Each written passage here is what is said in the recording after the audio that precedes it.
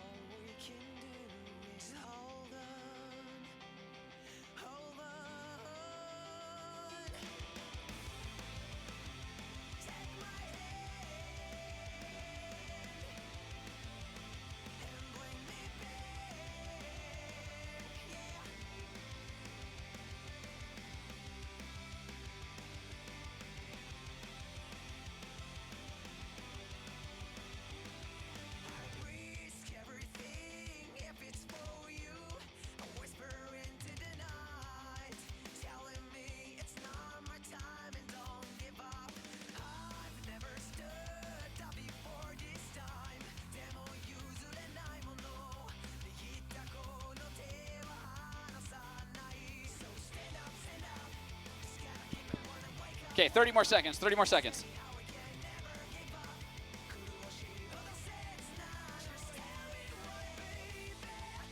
Hey. Oh.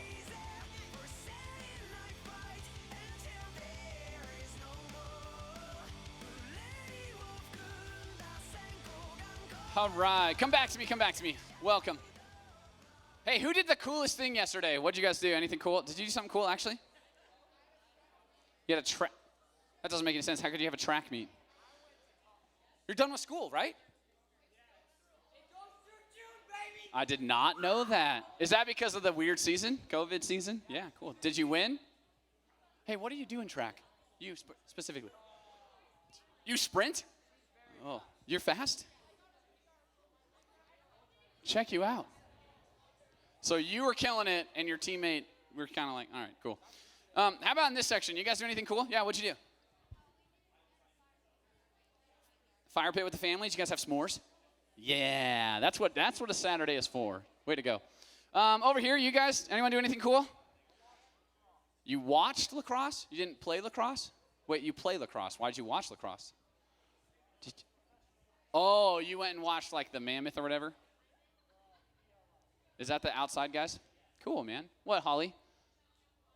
You were at YMCA. Did you do the dance while you were there? I'm pretty sure it's like a requirement. If you're going to walk in there, you have to do the YMCA dance. Okay, last section. What did you guys do? You guys do anything cool yesterday, Saturday? Super fun? What did you do, Princess?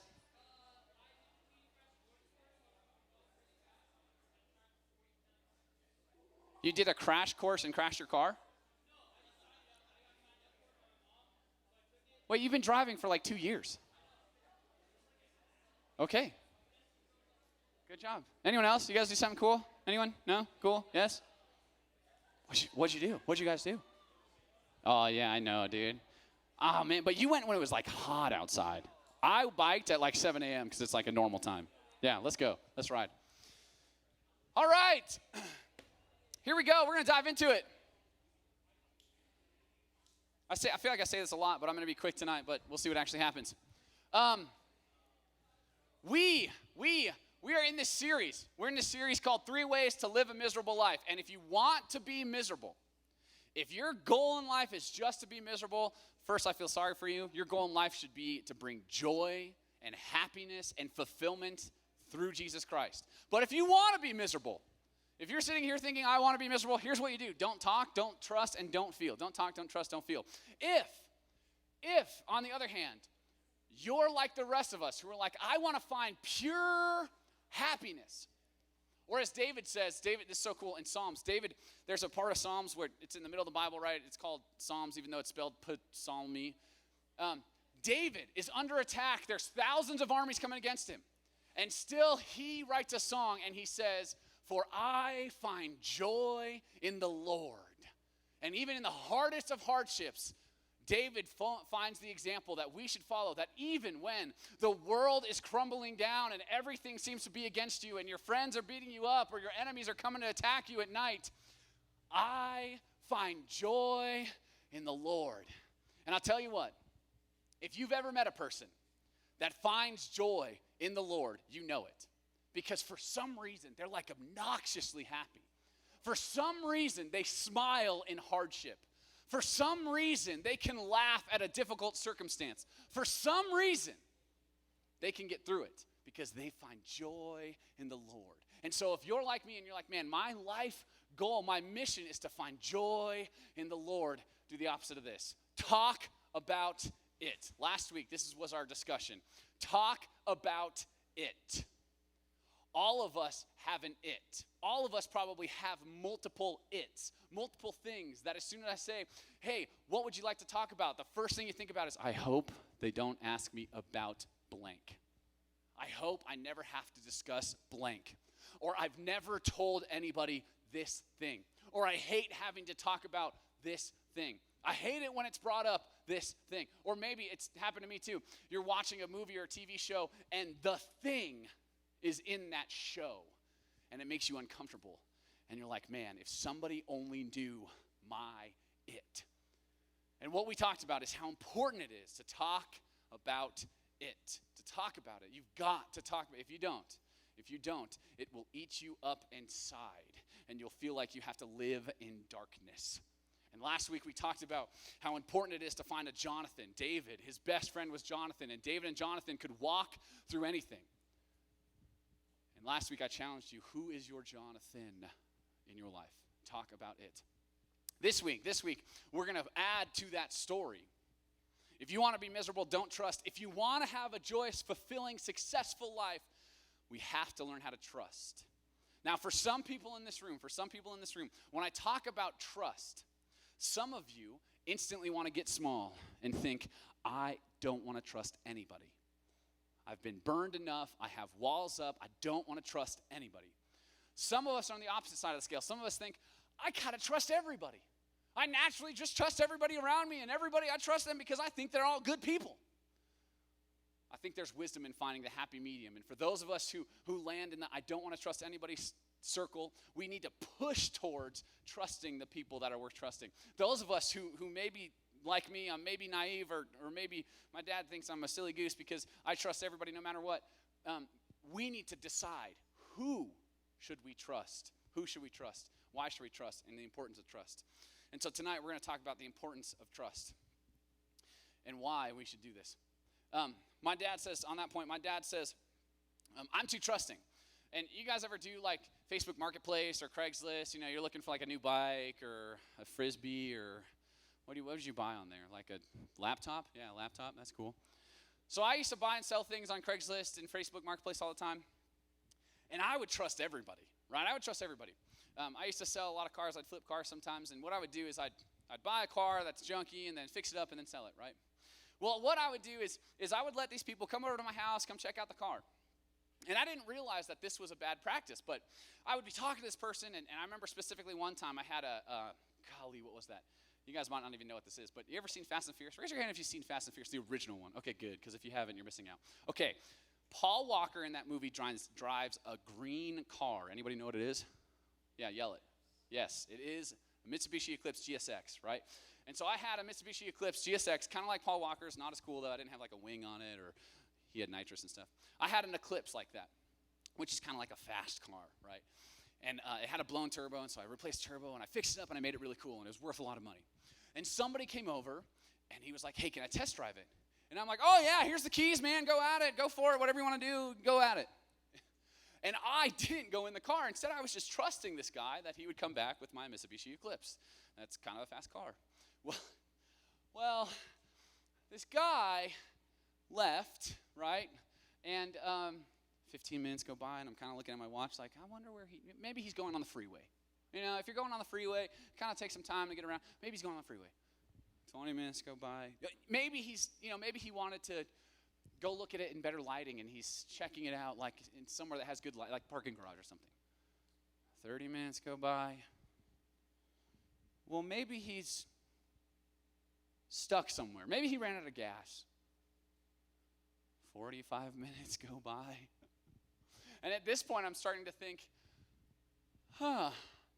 I trusted a total, complete stranger that I found on Craigslist with this kind of nice car, kind of fast car, and assumed that he would be nice, drive it nicely, come back, and then we'd discuss a price, and he'd hand me all this money, and I'd get to sell it.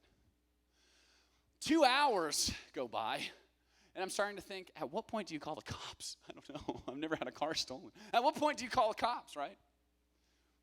Well, luckily for me, I'm a trusting person, right? And I'm thinking, maybe his tire blew out, or maybe he was trying to go take it to his wife to see if his wife wanted to check it out, or his friends. 3 hours. It's now like 11 or 12 o'clock at night, and I'm thinking, this is not good. He didn't have a car there. He got dropped off. My car's gone. Yep, I think someone stole my car. Long story short, he didn't have a cell phone. I couldn't call him. He shows up at my house at like 12:30 coming back with the car. And I'm like, oh my gosh, there it is. And he told me this whole story about how he took a wrong turn, got totally lost, ended up in Broomfield. I live in Highlands Ranch, ended up in Broomfield, which is way north. Then he had to pull over and like find a Wi-Fi or something, or find a computer to get directions back to my house. But I did learn a lesson. During this time, I totally lucked out. I was maybe too trusting. I learned a lesson that trust is valuable. Trust is really good. Trust is something that we should extend to others. But we should be wise about who we trust, what we trust people with, why we're deciding to trust this person, and how we can be vulnerable with people. There's an important thing about trust. There's an important thing about trust that we all have to learn. Most of us, if we're honest with ourselves, it's actually much easier to put up walls, not trust anybody, never be vulnerable, and keep everyone 10 feet away. Most of us want to push people away because, more than likely, you've already been in a period where you have been burned. Where you, in 5th grade, told your best friend, oh, Caleb, I have a crush on Cherish. I don't know if there's a Cherish here. I just thought there might not be a Cherish here. I have a crush on Cherish, right? And what does your friend do in 5th grade? What does your friend do? The first thing they do is, go tell everybody. You can't tell anybody, but guess what? Jeremy told me that he has a crush on Cherish. And then somehow Cherish finds out that you have a crush, and now you realize, man, my friends have burned me. I've been burned. That's a silly example, but more than likely that happened to a lot of you. Some kind of form of that. We have been burned and we put up walls. It happened so early on. And it's automatically a defense mechanism that our system, our body, our mind, our heart go through and say, I need to protect myself. That's not bad, but I would argue, and I would say the Bible even talks about it, we're going to jump into it. The Bible says you have to get to a point where we can trust each other and ultimately trust Jesus. Because if you want to live in a life where you are stuck not trusting anybody, not being able to open up to anybody, not being able to be vulnerable, the reality is you're kind of a shell of a person. I did this for years. I walked through numb to the world. I didn't want anybody close to me. As soon as somebody tried to get into my inner circle, I did something, and I didn't even know I did this until later on. Subconsciously, I would do something to make that person or those persons angry at me. I would stop inviting them to places, or I would stop hanging out with them because I was scared. Reality is a lot of us are probably in this category or have been there or will be there at some point. We're scared to trust the people around us. Because trusting somebody is very scary. It's very hard. And it's hard to be vulnerable. Without vulnerability, what we see, and there's many studies that talk about it, without vulnerability, not only do we become the shell of a person, I don't actually get to be my true self, but it leads to depression. It leads to anxiety. It leads to potentially self-harm. It leads to this world of fog that no longer do I know who I am or the people around me are. And when we stick away or we put up walls or we put up guardrails and say, I'm not going to trust anybody. I've been hurt before. Somebody told Cherish that I like her, and I'm never going to be embarrassed like that again. When we put up those walls, we get stuck in this pattern. We get stuck in this pattern, and we can no longer find that true joy, and we can no longer be the person that Jesus wants us to be. I would say when it comes to trying to grow into a mature man or woman of Christ, figuring out how to trust, when to trust, and who to trust is super important. And it all starts and surrounds around Jesus. We have to be able to be vulnerable with each other. We have to be able to take the risk. It's a scary risk. And I think at some point you're going to be burned, but it's totally worth it. So what I want to talk about quickly is, how do we know? How do we know it's okay to trust somebody? How do we know it's okay that this person will actually hold my secrets? How do I know that this person is somebody worth trusting? And how do I trust Jesus? If you're like me, my goodness, it's hard enough to believe Jesus is real, and now you want me to trust him? What does that even mean? It's not like Jesus walks in to my room at night and says, hey, how's it going? It's good to see you. Here's a sandwich. I just say a sandwich because I'm kind of hungry and could go for a sandwich. It's not like I know how to trust Jesus. And I think for some of us, it might be easier to learn to trust somebody that is trustworthy in our circles and then trust Jesus. I wish, I hope, I pray we can do it the other way around. I hope and pray that we can trust Jesus first and then learn to trust people. But I think, at least for me, and maybe, I'm kind of a dum-dum, I'm not very good at doing things, but for me, maybe it's easier to trust somebody right next to me to start, even if that person's going to fail me, because now I'm at least experiencing what it's like to be vulnerable, and I can take those same things to Jesus. So, how do we know who we can trust? I think that's the first question to answer.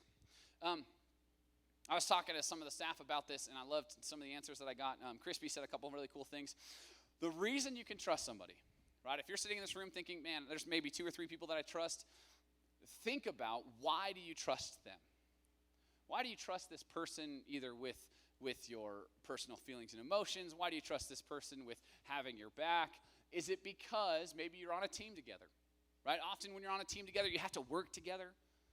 You have to perform together. You have to pass the ball to each other. You have to know that they've got your back. How can we do that in our daily lives? How can we do that in our walks with Christ? I think the first thing that we can think about is, how should you know if you can trust a person is their history. If you have a friend, maybe it's a friend in small group and you've known them for a year, the history that you have together, does it develop trust or does it break trust? If the person that you're now thinking about, if they break trust, it does not mean they're a bad person. Just because Caleb told Cherish that I like Cherish does not mean Caleb's a bad person. Instead, it means maybe I need to be careful what I trust Caleb with. Now, if the person who you have history with, if they do things and you have conversations that build trust, I think it's worth it for you to spend a minute and take an inventory of who these people might be that are trustworthy. The other thing that might build trust, this is also a way that you can gain trust of the people around you, is consistency. Probably a lot of you have had a friend or multiple friends that you've had for years, right? You probably have a couple friends that you've had for years. You probably have a couple friends that you've only had for weeks. There's something to be said about the consistency in your relationship, not like a boyfriend-girlfriend thing, but just in your friendships, in your consistency. If you have a consistent friendship that continues to be a building friendship, that is a great way to say, I think I can trust this person. Now, if you do have a friend that's a newer friend, that's not a bad thing. It's a great thing. You have a newer friend, I've only known them for a week or two. You probably don't have the history with them, and you probably don't have the consistency with them. I would just say, I might be too trusting sometimes. I would say, take your time in how much you trust this person and what you trust them with. Last thing I would say is transparency. The friend that you have, maybe this friend is awesome. Maybe you've known him for a couple years. You guys have been consistent friends. You've always gone to each other's birthday parties. Remember when that was like a thing? Like first grade, you'd invite everyone to your birthday party. And then we got mad at them. You're not coming to my birthday party. That's how I broke up with friends. It was funny. If you've now had some history with these people and some consistency with these people, the last thing I would ask is to know if you can trust this person. Do you guys have transparency? Can you tell this person about your life? Can you share life with this person and vice versa? Can they share life with you? I think if you have these three things, history, consistency, and transparency, I think that's where we start to see this is a person, or this is a group, or maybe this is a leader that I can trust. This is somebody that I have in my corner. This is somebody that has my back. This is somebody that's going to be there for me. This is somebody that I can trust. Now, for those of us who struggle with trusting, for those of us who are like, I don't want to trust, I've been burned, I'm going to be done with this, I would say, consider these three things. When you're just starting to learn how to trust again, take a logical step and consider these three things. Find somebody in your life, or maybe it is a leader, or maybe it's someone you're sitting next to, and say, do I have that history? Do we have consistency? And do we have transparency? I think if you check off those three things, your first step to trusting somebody will be a lot easier and a lot more logical. And it might be scary and it might be hard, but it is so worth it when you can trust the people around you. I want to show you a couple stories about Jesus, because ultimately the point of being able to trust people is ultimately trying to trust Jesus. If we can't trust Jesus, I don't think we fully understand him. You guys might have heard before, in the rest of the world, right? In the rest of the world, especially third world countries, we see miracles like kind of all the time. We see Jesus do crazy radical things. And I do believe that we see it here, we just don't talk about it as much. But we see miracles happen all the time. We see people get healed. We see people that come back from the dead. They're called dead by the doctors and they come back from the dead. We see people that somehow find money. I had a friend, his name was Bora, and he's actually in Cambodia. And it's such a weird story.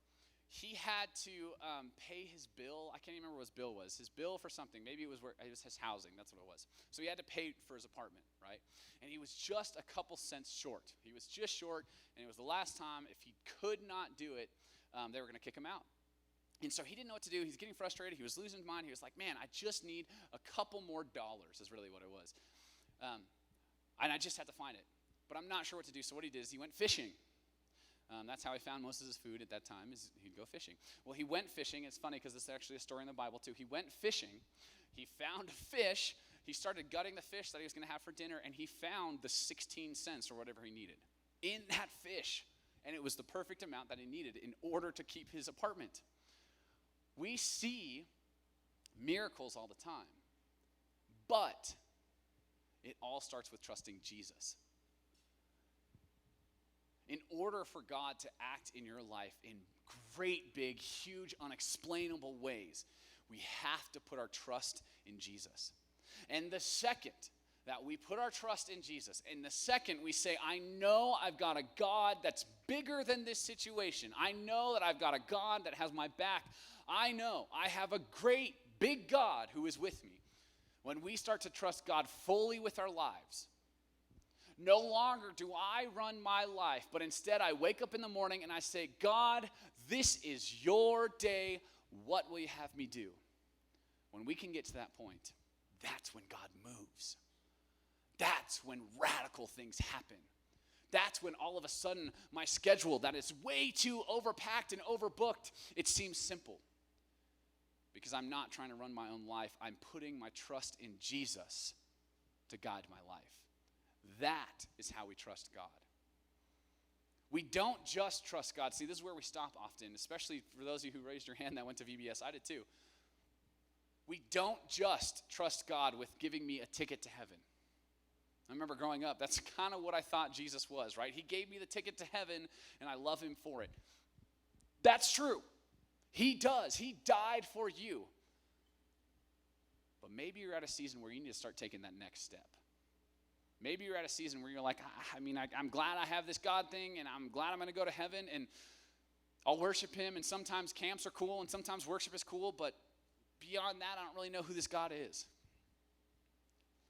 You're in a season, like these stories I'm going to jump to really quick. You're in a season where God is saying, do you trust me? Do you trust me, or do you want to run your own life? Do you trust me, or do you want to do it your own way? Do you trust me, or do you think you're smarter than I am? Do you trust me? It's a question I have to ask myself. Do I actually trust Jesus with my life? Do I actually believe that Jesus is going to guide me, walk with me, point me in the right direction, live in me, speak to me through my own brain? Do you trust me? And the moment that you start to say, I want to, Jesus, give me a moment, give me an opportunity, please test me. I want to trust you. That's when something's going to happen. That's when he's going to ask you to take a risk. That's when some opportunity shows up that sounds scary. Let me give you an example. There's a couple that we'll dive through, but in Matthew, and I don't have the verses because I'm going to paraphrase them, but maybe in small groups or tonight you can look them up.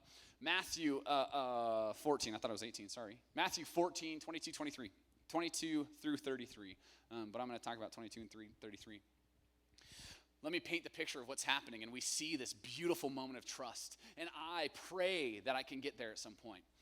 The disciples are out on the water, and they're kind of lost and kind of confused. Jesus is not around anymore, and the disciples, the people who follow Jesus, his best friends, were out on the water, and they're just fishing. And they're lost, and they're angry because their Savior is gone, and they're fishing. And all of a sudden, the disciples sitting in a boat, in the distance, they see a figure. And they look at each other and say, what is that? Is that a ghost? Of course, we might know the story, but it's Jesus. And he says, no, it is I. I am walking to you. And Jesus is walking on water. And Peter, the guy who actually is a screw-up, who actually is the worst of them all, who denies Jesus, Peter says, Jesus, if it's really you, if that's really you, tell me to come to you, and I will walk on water out to you. And Peter is saying, look, I want to trust. Jesus, I want to trust you. Give me a chance. I want to trust you. It's just scary. It's scary, Jesus, but tell me to do it, and I'll try. I'll try my best. I'm going to try to trust you. For once in my life, I'm going to try. And Jesus says, come on. I've got you. I got your back. Come on down. And Peter, fully human, just a normal guy, Peter steps out onto the boat. And can you imagine? There's a storm going on, and this sea was kind of known for actually killing people because modern day boats, they would just get knocked over. He's at the edge of the boat. And you might have been here before, where you felt like the Spirit or Jesus was tingling and saying, there is something you have to do. There's someone you need to talk to, or there's a sin you need to admit, or there's a problem you need to face head on, and I'm at that moment, or I'm at the edge of the boat. And I know what's right. I know what God is calling me to do. I know that if I take the right plunge into the water, I know that's what I'm called to do. But it's scary. How many times have we been on that edge of the boat and said, I'm not going to do it, and walk away? How many times have we been on the edge and looking over the railing saying, I know what's next, but I'm too scared. I know I need to talk to this friend about Jesus because I know if they don't hear it from me, they might never hear about it, but I can't. I know that I need to do the thing, but I'm too scared. Peter takes the step. He takes the step out and walks on water. The irony of that story is it doesn't end there, right? If you've ever heard the story before. He takes a couple of steps, and Jesus is closer, and after just a few steps, he actually starts to sink, and Jesus has to pull him up to safety. But I think that proves the point. Because Peter took the hard, scary step, and even when he started to fail, even when he lost trust, even when he couldn't complete the task, even when he couldn't go all the way, Jesus says, I still got you. I'm not giving up. Just because this is a hard thing to do, just because doing the right thing is difficult, just because you're taking that risk, and maybe you feel like you crash and burn, I still have you. I still got your back. I'm still going to hold your hand. I'm going to pull you through this. Is Jesus calling you and asking, do you trust me? Better yet, I know he is. When Jesus calls you and says, do you trust me? How do you respond?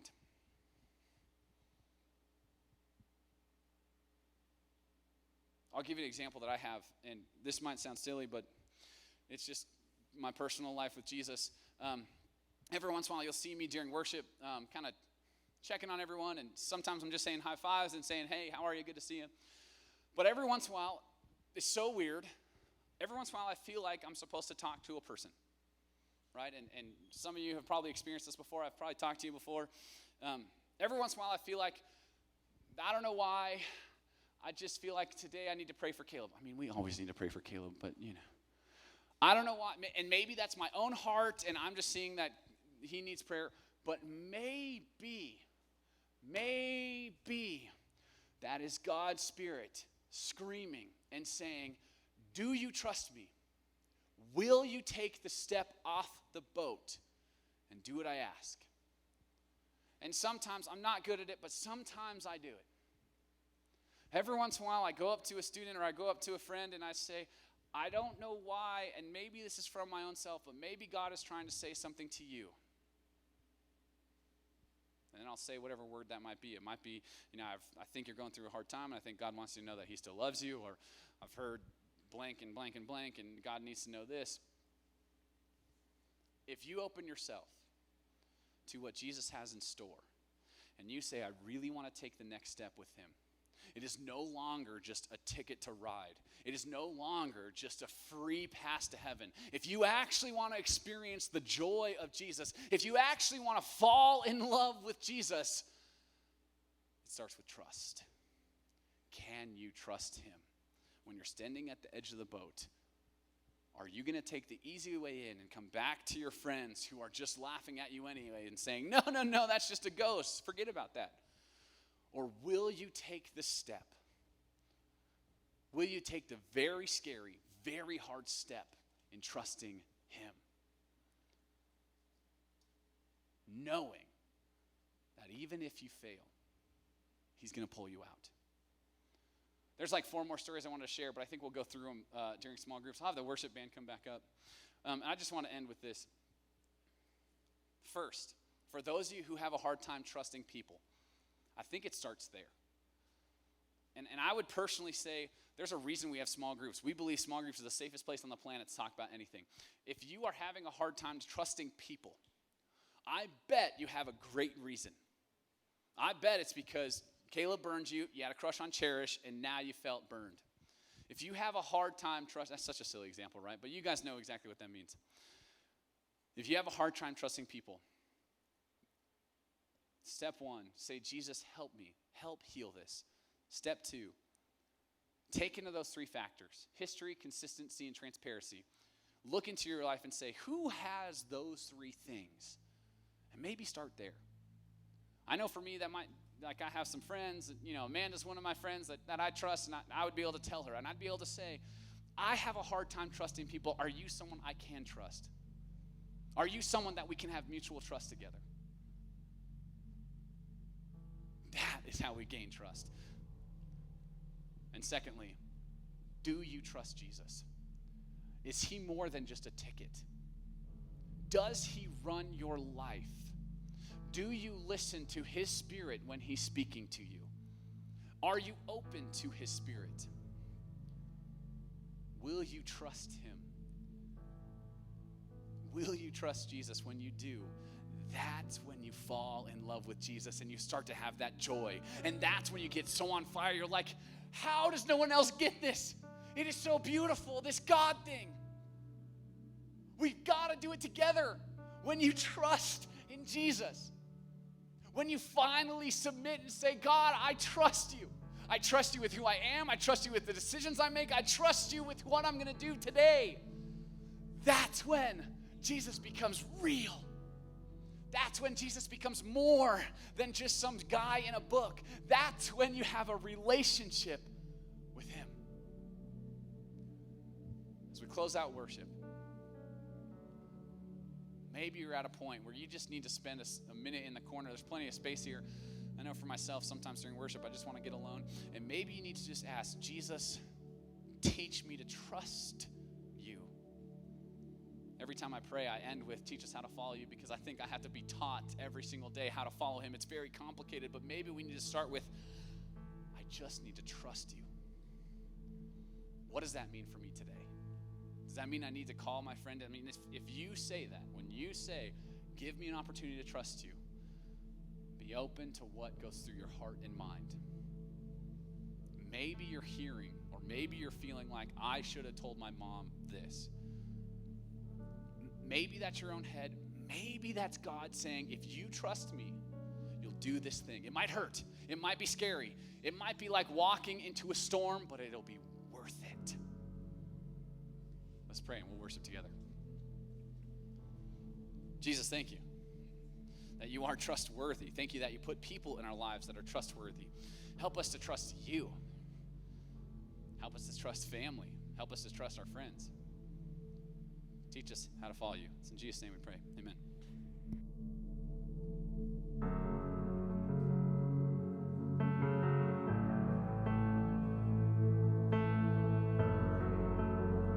Come on, sing this out when you're ready. And I close my eyes to see my King in majesty. Your grace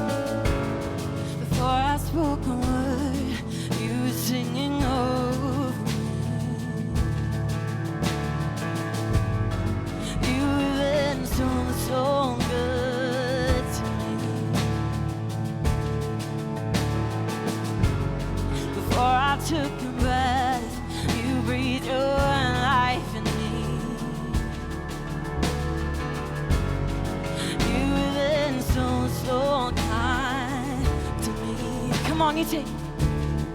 Oh, the overwhelming, never-ending, reckless love of God. Oh, it chases me down, fights till I found He's not denying, and I couldn't earn it, I don't deserve it. Still, you give yourself away. Oh, the overwhelming, never-ending, reckless love of God.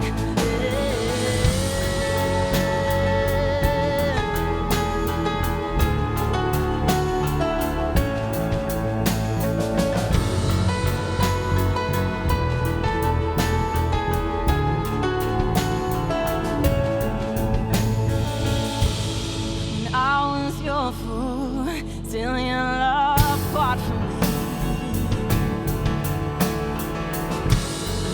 You've been so good to me. Yes, you have over and over.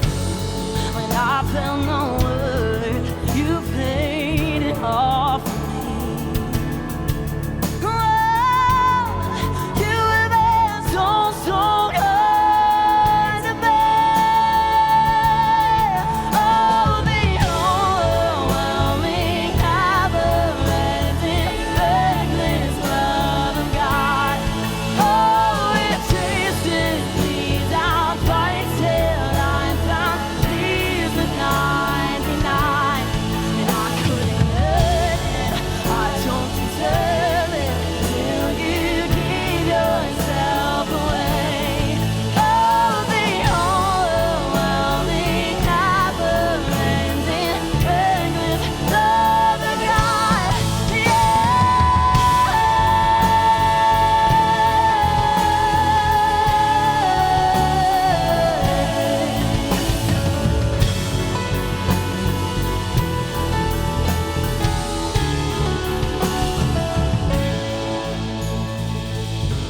No shadow you won't light up, mountain you won't climb up, coming after me. There's no wall you won't kick down, lie you won't tear down, coming after me. Come on, sing that again. There's no shadow you won't light up, mountain you won't climb up, coming after me. There's no wall you won't kick down, lie you won't tear down, coming after me. Oh, there's no shadow you won't light up, mountain you won't climb up, coming after me. There's no wall you won't kick down, lie you won't tear down, coming after me. There's no shadow you won't light up, mountain you won't climb up, coming after me. There's no wall you won't kick down, lie you won't tear down, coming after me. Oh, the overwhelming, never-ending, reckless love of God. Oh, it chases me down, fights till I found peace with 99.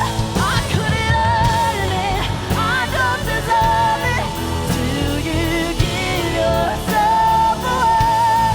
Oh, the overwhelming, never-ending, reckless love of God.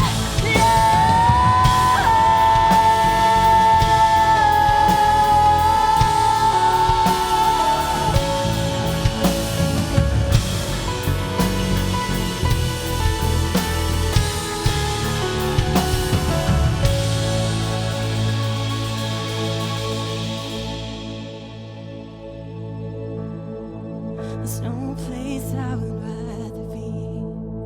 There's no place I would rather be.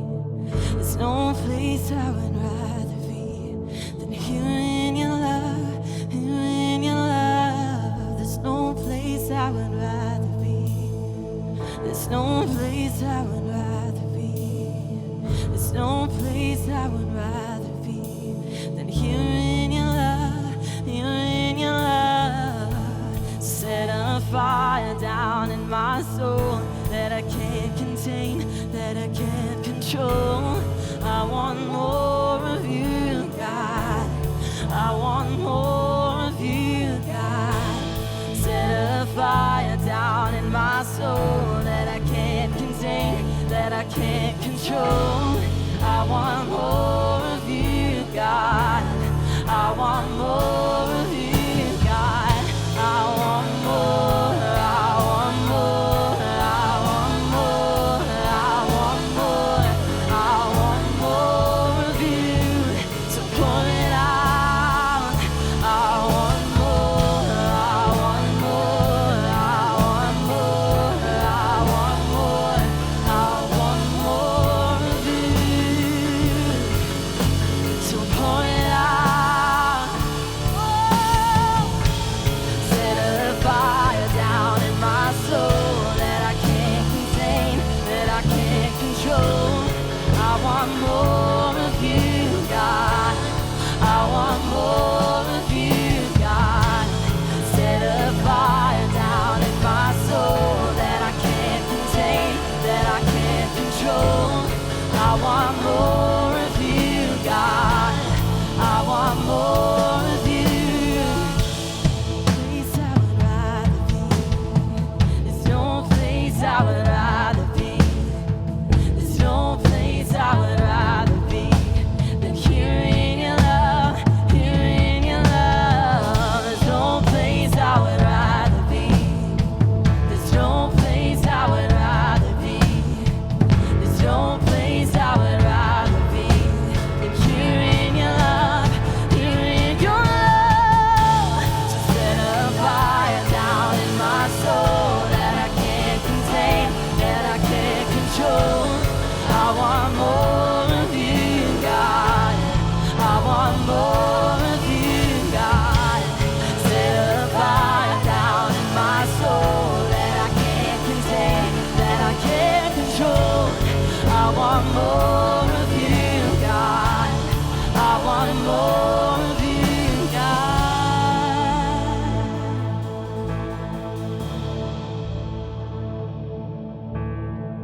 There's no place I would rather be.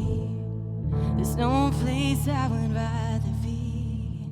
There's no place I would rather be than here in your love, here in your love. There's no place I would rather be. There's no place I would rather be. There's no place I would rather be than here in your love, here in your love.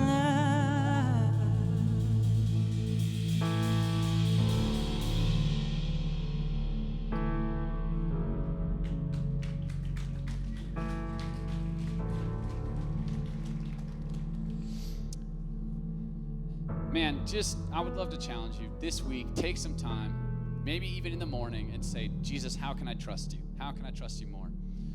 Two things we say every single week. You are loved and prayed for, and you're accepted here just as you are. If you have even just 5 minutes, we'd love for you to spend a minute with your connecting group. That's just your small group or your grade group. It's throughout the room. If you don't know where you're going, I'll point in the right direction. If you want to sign up for VBS, that'll be in the back. And remember, summer camp sign-ups also online. No GT this week. We'll start next week. Go in peace. Serve the Lord. Good night.